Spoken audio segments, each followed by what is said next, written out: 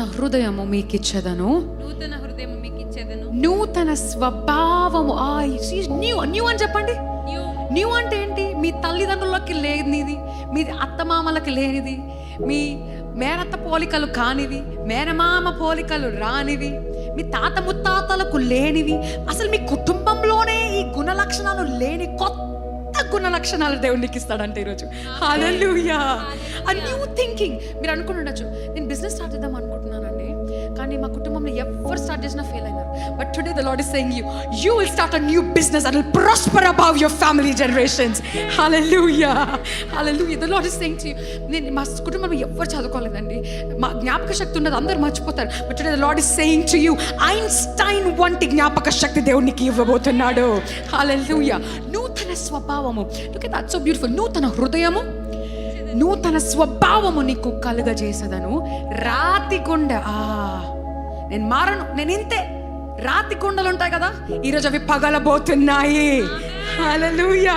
రాతి గుండెలు పగిలి మీలో నుంచి తీసివేసి మాంసపు గుండెను, అంటే ముందు చిన్నప్పుడు యానిమల్స్ని కొట్టి చంపడము, లిజర్డ్ టైల్స్ని కట్ చేయడము, ర్యాట్ టైల్స్ని కట్ చేయడము, చీమల పైన ఉప్పు కారాలు చల్లటము, వాళ్ళని చంపితే వచ్చే సాటిస్ఫాక్షనే వేరు అని అనుకున్న సడిస్టిక్ బిహేవియర్స్ వాళ్ళు సడన్గా, రే ఏంట్రా చీమలు చచ్చిపోతున్నాయిరా పాపంరా, అరే దోమలు చచ్చిపోతున్నాయిరా పాపంరా, అయ్యో దీని మీద అయ్యో చీమలు దోమలు, వాటిపైన కూడా హృదయము దేవుడు నీకు కలుగజేస్తాడంట.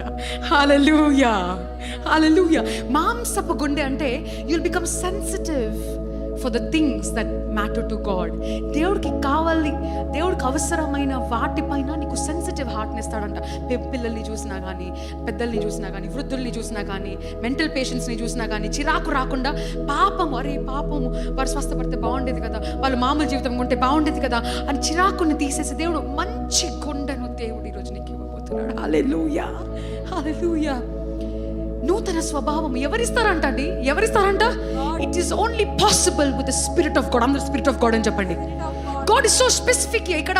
I will give you a new heart, the new spirit within you. What spirit? New spirit. Everyone say new spirit. The new spirit is none other than the holy spirit. ఇన్ని రోజులు మీ స్పిరిట్లో మీరు నడిచారు, ఈ రోజు నుంచి holy స్పిరిట్లో నడవబోతున్నారు. Hallelujah. Continue reading that verse. నూతన హృదయము మీకు ఇచ్చేదను, నూతన స్వభావము మీకు కలుగజేసేదను. రాతి గుండె మీలో నుండి తీసివేసి మాంసపు గుండెను మీకు ఇచ్చేదను. నా ఆత్మను మీ అందుంచి నా కట్టడలను అనుసరించు వారిగాను, నా విధులను గైకొను వారిగాను మిమ్మును చేసేదను. ఎందుకు కొత్త హార్ట్ ఇస్తాడంట? ఏదో నిన్ను చూసి అందరు క్రౌన్ పెట్టి ఎక్కువ ఫాలోవర్స్ వచ్చి నువ్వు ఫేమస్ అయిపోవడానికి కాదు. అరే ఈమె చాలా మంచిదిరా అని మంచి రెప్యుటేషన్ లోకంలో నీకు తీసుకొని రావడానికి కాదు. ఎందుకు నీ కొత్త హార్ట్ ఇస్తాడంట అంటే ఫస్ట్ నీ హార్ట్ని మారు. అందుకే the focus is on changing your heart.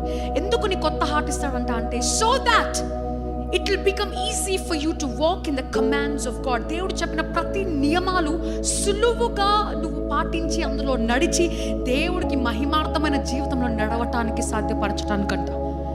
Hallelujah. Can you read that one more time? Every one of you. Let's read that together. నా ఆత్మను మీ అందుంచి, నా ఆత్మను మీ అందుంచి నా కట్టడలను అనుసరించు వారిగాను, నా కట్టడలను అనుసరించు వారిగాను, నా విధులను గాయకొను వారిగాను నా విధులను గైకొను వారిగాను మిమ్మును చేసేదను. మిమ్మును చేసేదను. You see, అదే వర్స్ లో 2 parts ఉంటాయి. ఫస్ట్ పార్ట్ అంతే ఏంటి? రాతి గుండెని తీసేయటము, పాత స్వభావంని తీసేయటము. ఫస్ట్ మనని ఒక మనిషిగా, మృగముగా ఉన్న మనల్ని మనిషిగా మారుస్తాడు. అందుకే this God is so good. నేను ఎప్పుడు చెప్తాను, ఎక్కడ పోయినా కూడా, ప్రపంచంలో ఏ మతము కులము ఏది చూసుకున్నా, నువ్వు దేవుడికి ఏం చేసావా, నువ్వు దేవుడి కోసం ఏ త్యాగం చేసావా, నువ్వు దేవుడికి ఏం అర్పించావు, ఎన్ని కొబ్బరికాయలు కొట్టావు, ఎన్ని బలులు అర్పించావు, ఎన్ని గుండ్రాలు తిరిగావు, నువ్వు ఏం చేసి వచ్చావా అని ఉంటుంది. But this God is so good because అన్ని ఆయన చేశాడు కనుక, అన్ని సమస్తం ఆయన చేశాడు కనుక, మనకున్న ఉట్టి హృదయముతో మృగాలుగా ఉన్నప్పుడు దేవుడు మనని మంచిగా మార్చుకొని ప్రేమించిన దేవుడు. హల్లెలూయా.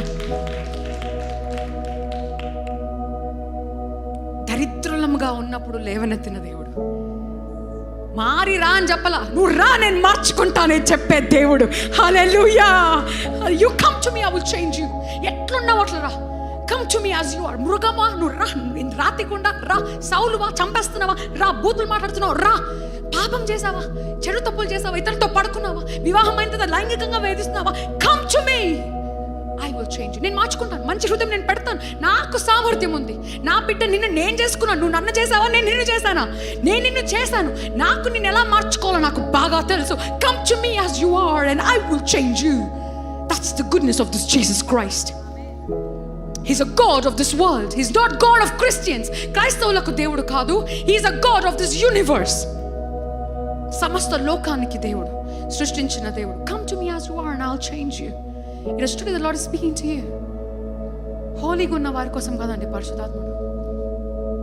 రాతిగుండ వాళ్ళకి, చెడ్డ వాళ్ళకి, బూతులు మాట్లాడే వాళ్ళకి, తాగుబోతులకు, తిరుగుబోతులకు, చెడ్డ వాళ్ళ మీరు come, we will love on you. We will love on you and we'll pray for the Spirit to come. పరిశుద్ధాత్ముడి దినం ఈరోజు. This overflow conference is for you. It's not for me. It's for you. It's for you to come and receive the Spirit of God here.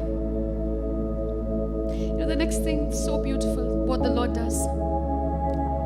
పరిశుద్ధాత్ముడు very few points చెప్తున్నాను.